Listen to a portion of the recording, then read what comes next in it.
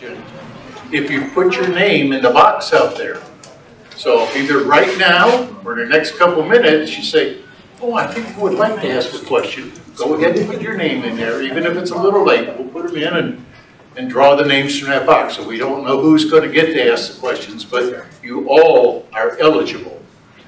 And then I don't think you're going to need a rebuttal card. You get as many as you want.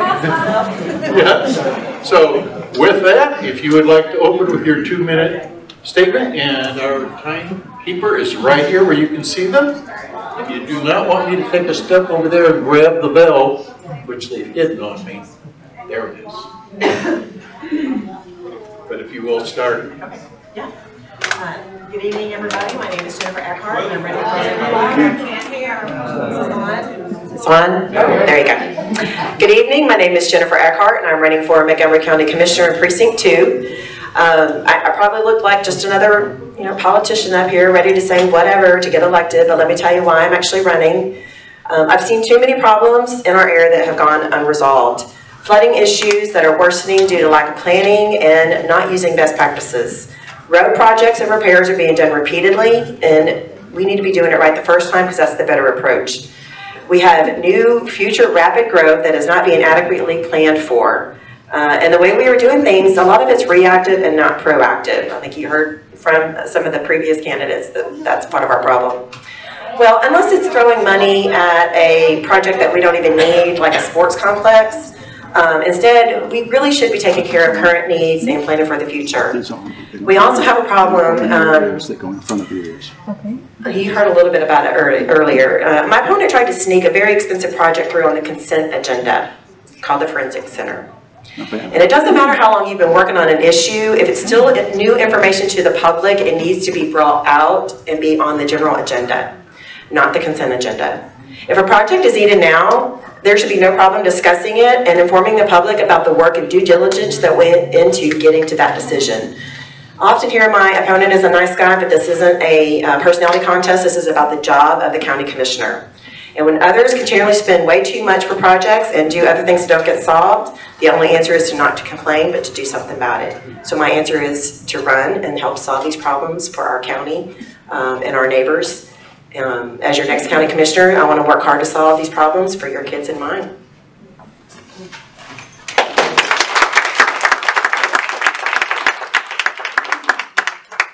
Okay, so we will move on to the session where you get to ask the questions, and they're coming up here right now.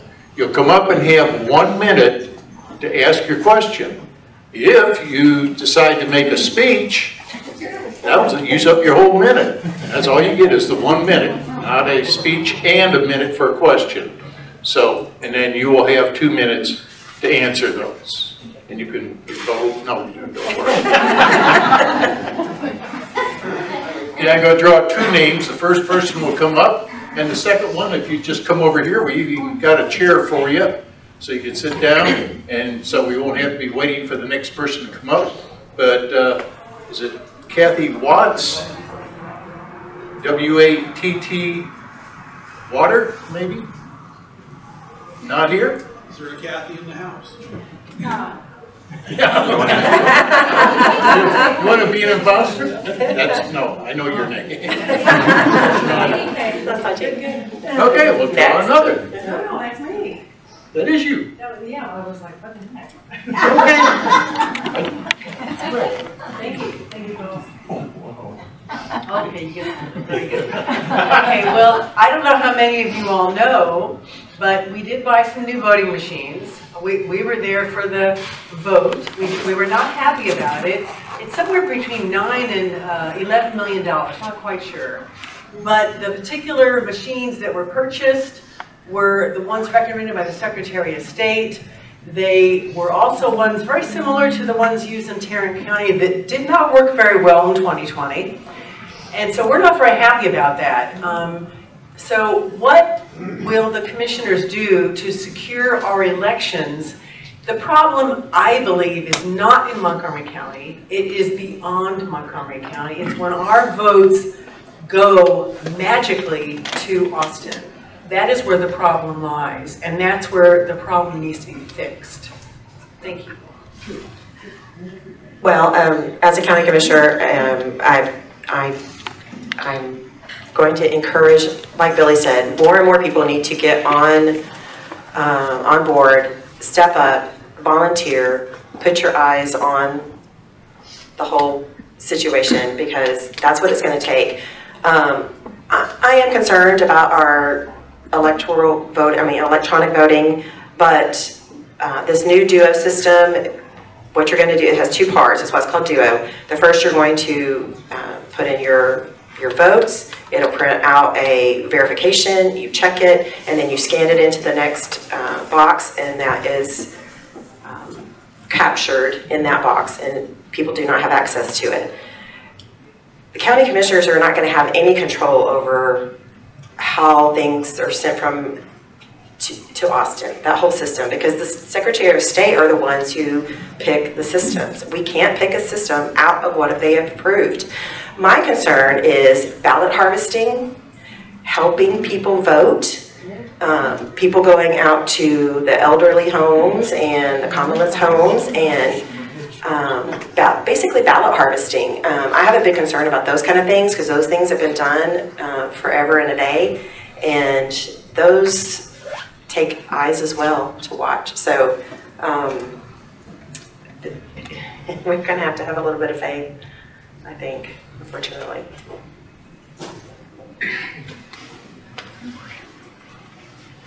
Next person will be Billy Avery. How about Betty? Betty. Betty.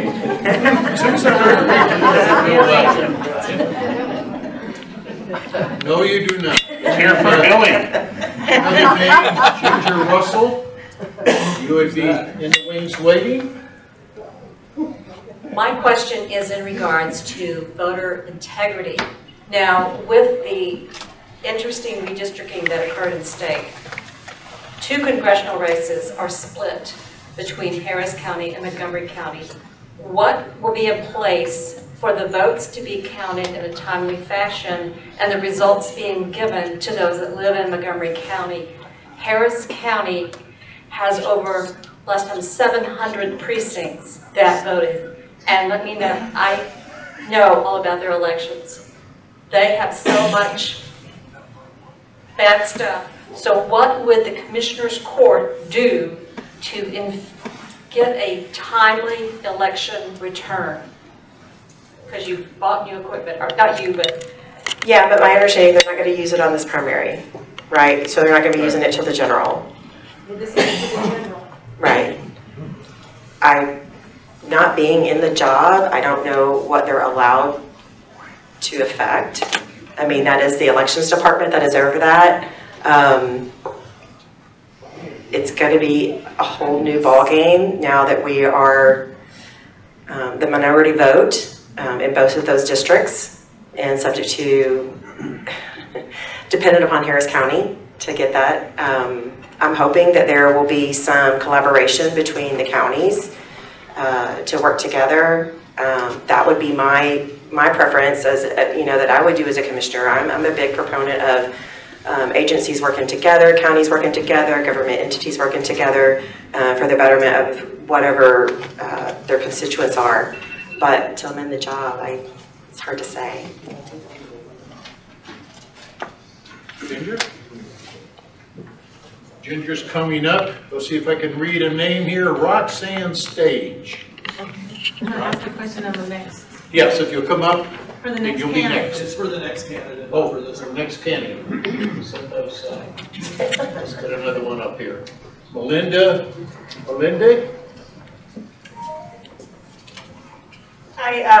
I'm the quiet lady from Magnolia. Anyway, recently the court voted to take a large sum of money out of the county, the road bond funds, to give a across-the-board raise even to the commissioners themselves. And they voted. Riley did that. I personally think it's despicable, and the fact that he's not here shows how he thinks of we the people. I'd like to know what your thoughts about doing that is. Because where our roads are not in perfect condition. Exactly. If you thought it appropriate to give a raise, that it needs to come out of a budget that is set aside for that. I have a problem, like you said, with, we keep stealing money from our road and bridge to cover various things, and it's not like our road and bridge infrastructure is in top shape. Fish Creek thoroughfare in my area, for example, that road was finished in 2018. It's an asphalt road. It should last about 10 years, but it was repaired again in 2020. And then it was literally splitting at the seam. If you drove it, you could see the split going up each lane mile, which causes the infrastructure to give out underneath it because water gets in it. So it had to be fixed again in 2021. If we can't even build a good road, why are we taking money out of road and bridge?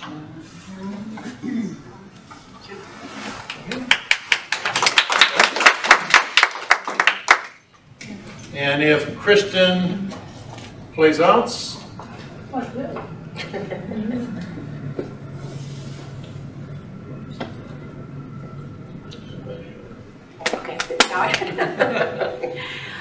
as you know, we had a lot of flooding in our area, 1488, 2978, a lot of subdivisions with forest area. We just can't let that happen again. That was awful for so many people. Yeah. So what would you do? What would be your solutions to, because it doesn't look like anything's being done. Right. Well, first off, I wouldn't be afraid to dig ditches from one end to the other and require each homeowner to call me if they wanted the area in front of their house dug. My opponent doesn't like to dig ditches unless the homeowner asks because he's afraid they're going to get mad about the grass being taken up. To me, that's inefficient. We need to go even further, and we need to be cleaning out the tributaries. It is not the responsibility of the Army Corps of Engineers to clean out creeks and tributaries, despite what you hear. We need to improve our building development standards. We've got current developments coming in and building and flooding the existing infrastructure in neighborhoods that have been here for decades. We don't need to be as regulation heavy as Harris County, but we have got to start making improvements because we can't keep building like it's 1990. We have way too much infrastructure and what I would call hardscape to take into account now. We need to make some improvements to protect the taxpayers and the homeowners. So there's a lot of things I would like to do.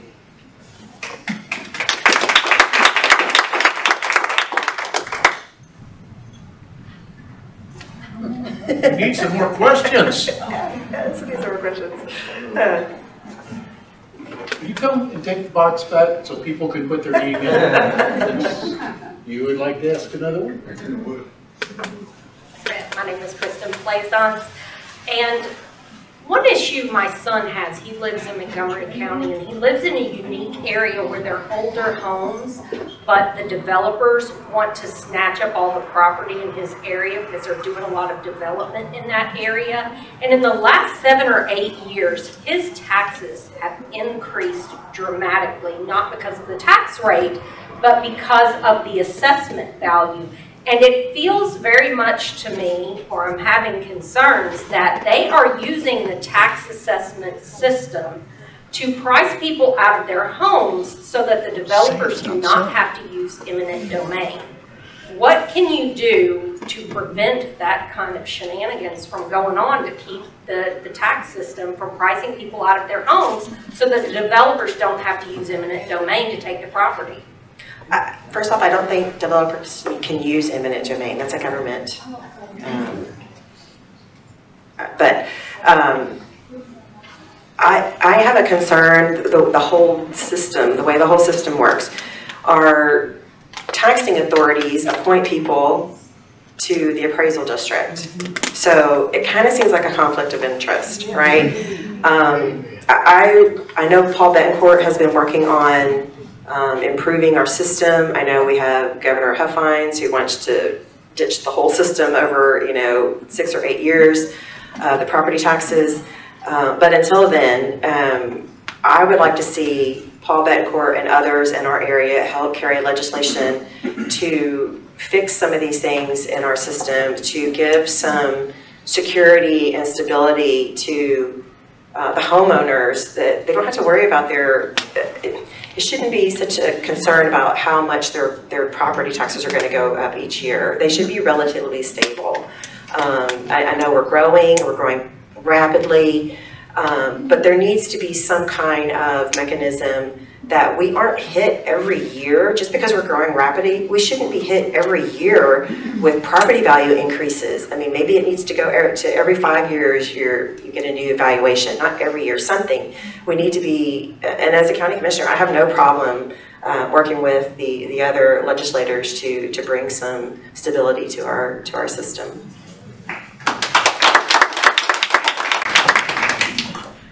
We got some new names. Roxanne? Yeah? And old Roxanne is up here. If Mary J. Hudnold?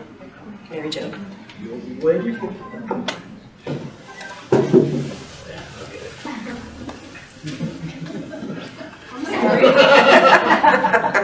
Jennifer, I just wanted to ask why you wanted to run for office. Well, I kind of mentioned that in my opening, but I mean, there's just, I see so many problems that I want to address. And it's when people say, well, why do you want to run? I'm like, why don't I want to run? I started this process by volunteering with my HOA, trying to help a neighborhood next to us with some drainage issues.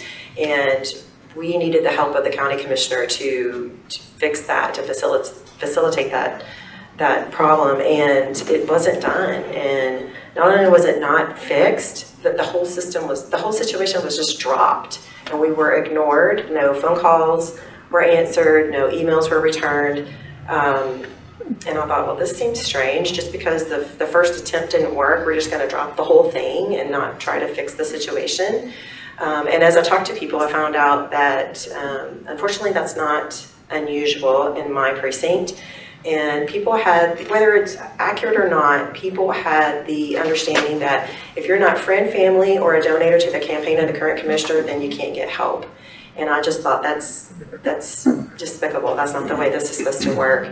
And so that was the catalyst for me digging into more about what a county commissioner does, looking into our budget, looking into our operations, our procedures, and everywhere I looked, I saw room for improvement.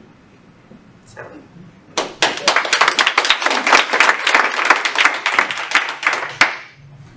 I'd like to bring up the transparency issue.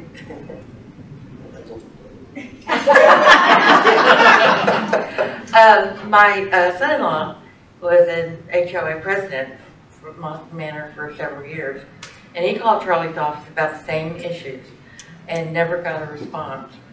So my one question is transparency, open door, callbacks. Are you ready to promise your future possible constituents that you will have that open door? Yes. And the other question I have has to do with vendors, and I'd like you to discuss the fact that so many out-of-county vendors, I mean, you're going to see Charlie Riley signs everywhere, because if you look at the FEC reports, you're going to see that all vendors that build the roads and a lot of they're all county vendors, engineers, road construction people. They donate constantly. What would be your position on taking donations from county vendors, especially when they're out of county? Yeah. So the first, I'm sorry. Wait a second, Jonathan Houlihan, you could come up and be waiting. Okay. So the first issue about the lack of response, one of the things I would like to implement in this precinct is just like what they have in Precinct 3, which is you can put in a work order online or through an app, because I think that gives accountability. We're still requiring people make a phone call or an email to request work. And I think that is too easy to ignore, and I think that's why we're still in that system. And I'd like to fix that by, again, putting in a system that, you know, requires accountability by the staff and by me as if I'm the commissioner. The other thing with the the vendors contributing heavily to the political campaigns, I have a problem with that because it creates a pay-to-play system. You get favorites, and if we're not, some of our bidding requirements are very low, and we just award business to who we want to. And so if we've got a contributor that has given a lot of money, guess who's going to get the work? And also that prevents entry for grassroots people with better ideas from getting into the game, because they can't compete against that war chest. And I would love to see more of a centralized road and bridge and take those decisions away from the commissioners, and that would take away the need for that pay-to-play system.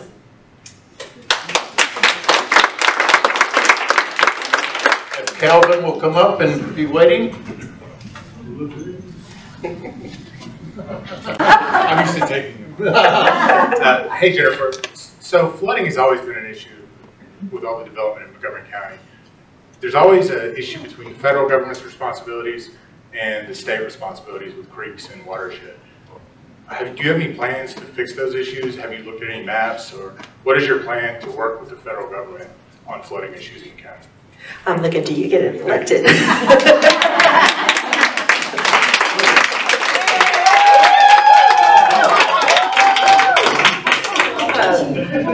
But no, that is part of the problem. We've just had a dereliction of duty, I think, in the whole issue with the drainage and the flooding. But we do need some help on the federal level. We need a leader, and unfortunately, our last congressman was not great at this. We need someone in DC that's going to help bring our tax dollars back to us and help us with grant money, federal money that is benign to our area, that doesn't have red tape or strings attached that are going to be disastrous for our situation or in our area. Because it's going to take a lot of money, I think, to right the ship, so to speak, because we're a little far behind. But I would love to see also working with other government entities. And this is one of the things we do not do well out here, I've noticed in Montgomery County, is we do not work together with other government entities to get things done and make it more efficient and make it more effective and make it cost less to the taxpayer. We're all busy doing, apparently, our own little thing and keeping our own little kingdom, and that's not benefiting the taxpayer. So, yeah, a lot to do. Once again, the cupboard is bare, so I am willing to take another question from the field. We always go ladies first. After Calvin. Calvin. Oh, Calvin, I'm sorry. You're just so quiet standing there, and the gentleman. He has so you kind of answered a little bit my question 2 questions back, and it has to do with no bid contracts. And in my mind, that's a really easy way to get the business to whoever you want to. If you can, and you can even shrink the job size if you need to get to that below the threshold where you have to put it up for public bid. So number one, and you may not know the answer to these questions because you haven't been in the job, but do you know about how much money has been spent on no bid contracts? Do you know what the threshold is? And what is it that you can do to prevent that in the future from happening? Because I think that's a really good way to get the business to your buddies. I have tried to look to see if there is some kind of statute about what the requirements are of, and I haven't found anything yet, but you know, our county runs on such a good old boy system that a lot of those things are not apparent to the taxpayers. And what I would like to see is we set some standards. We set up a system that if it is a job that's below a certain, you know, maybe it's $50,000, just for example, that we have a list of approved vendors that we rotate through, right? So if you got one last time, you're not getting it this time. It's somebody else's turn. And if it's above that threshold, then it needs to be an approved bidder. I had someone who is an engineer told me that they no longer wanted to do business with the county because the last project they did for the county didn't even ask them if they were qualified to do the project that they had been asked to bid on. Yeah. So engineers have standard application and documents ready to go that they are typically used to submitting when they bid for work. That's not unusual for them. But to not be asked if they're qualified is unusual. And we've got to get rid of this system and get something better in place.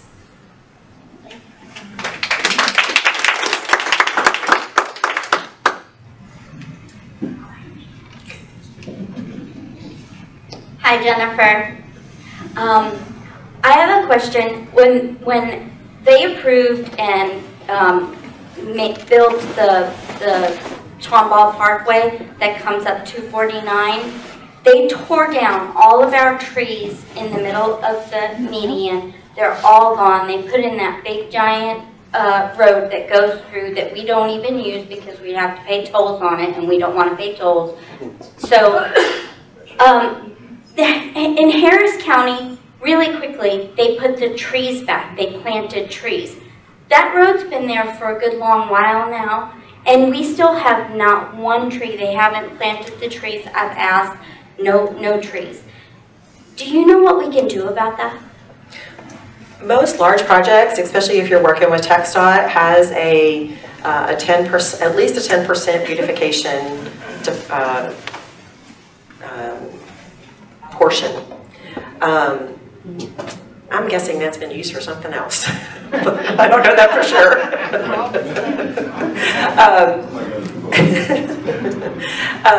Yeah, I mean, I don't see any reason why, you know, we have this small town feel. We like to feel like we're still out in the country, and we need to do things to keep that feel, to keep, you know, and that is maybe planting trees, plant something. I don't see any reason why we haven't taken care of that yet. Okay. If there are no more questions, we will let you wrap it all up with a 2-minute closing. Sure. Yes. Yeah. Okay. So I want to tell you guys some reasons why you should vote for me if you're in my precinct. One, I have a successful business track record. The last year that I worked, before taking time off with my children, I captured $37 million in revenue for my office. I had a reputation for being trusted and to get the job done correctly. I have a constituent first mentality. It's about government being a service entity. This is about representing the will of the people. I believe in transparency, accountability, and good communication. No more hiding government business from the voters. They deserve to know how their every dollar is being spent and the decisions being made on their behalf. I am appalled that my opponent put a $20 million decision on the consent agenda. I don't care how long you've been working on it. If it hasn't been brought out into the general court for discussion, then how are the taxpayers supposed to know about these things? You should not be afraid to defend your decisions if you've made a good decision and done your due diligence. As a lifelong Texan and Montgomery County resident for 22 years, the future of this county is important to me. My husband and I are raising our family here, and we want our children to be able to afford to stay and enjoy the area. So as your next county commissioner, I would work hard to solve these problems for my kids and yours.